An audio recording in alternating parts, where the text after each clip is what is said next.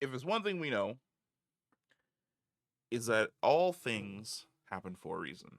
And in regards to the Acolyte, anytime you see something happen on screen, especially with current Star Wars, there's a high probability that it is in some relation to something else that's going on over there. So, early in the episode, we got a glimpse, not even a glimpse, Homeboy was straight up fucking naked, of the scar on Kimmer's back when he's basically swimming in the water in front of Osha. Later on, when they're having dinner, I don't remember if they're having dinner. I feel as though they were having dinner or they were just eating food.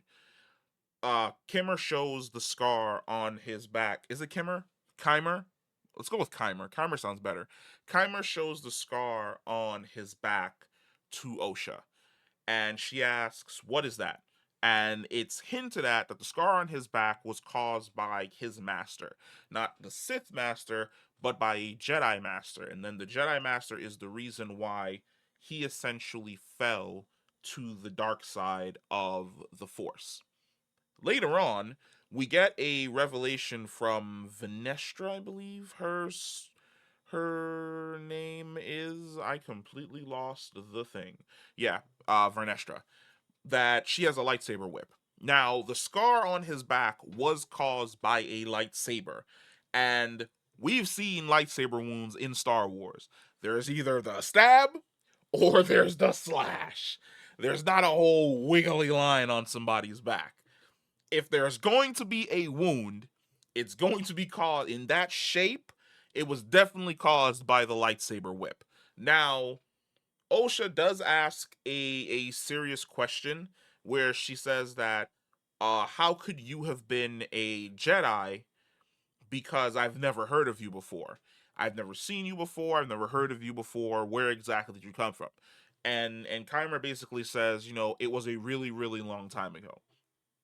Due to Vernestra's uh position and power within the order, it is highly probable that if she wanted to, she could have simply just buried information in regards to a former Padawan that she had when she was maybe a younger Jedi Knight. Maybe she was a lot more brash when she was younger, maybe she was a lot more reckless when she was younger, and she did something that injured her Padawan in some way, shape, or form. And then instead of returning him to the order, she basically just kind of abandoned him to his injury, essentially. Because we do see that Keimer does have the ability to heal and use force heal, since he used a variation of it on Osha when she was unconscious in the forest. It's highly probable that when he got the injury, he used the force to heal himself, or when he got the injury and he was essentially left for dead, a Sith master came along from out of nowhere and basically healed him on the spot and took him and trained him, and then they did what Sith essentially do, which is he becomes powerful enough to essentially kill his master and become the new master, and now he is searching for an apprentice, and here we are currently in the story. I'm really hoping all this shit is cleared up, because it really feels as though the Acolyte is going out of its way to paint the Jedi as the bad guys, which you really don't need to. You can subtly hint that what the Jedi are basically doing is kind of evil in a sense, or kind of fucked up in a sense. I wouldn't really say evil, more or less fucked up in a sense, which is, hey, we're kidnapping kids, or hey, we're basically the special police for the Galactic Senate, which I really feel as though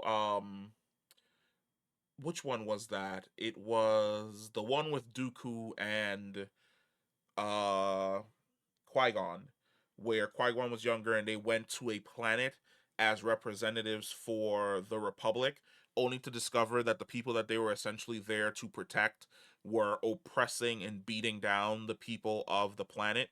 And Qui-Gon and Dooku basically go against that and side with the people and save them from basically the dictator from the Senate itself.